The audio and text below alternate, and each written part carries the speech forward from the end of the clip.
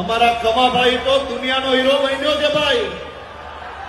એક તાળી આપણા કમાભાઈ માટે. મજબૂતાઈથી મજબૂતાઈથી.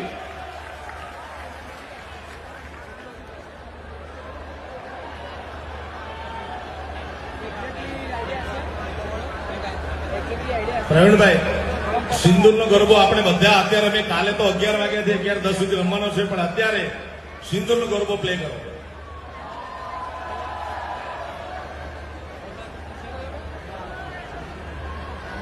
આવાજ આવાજ.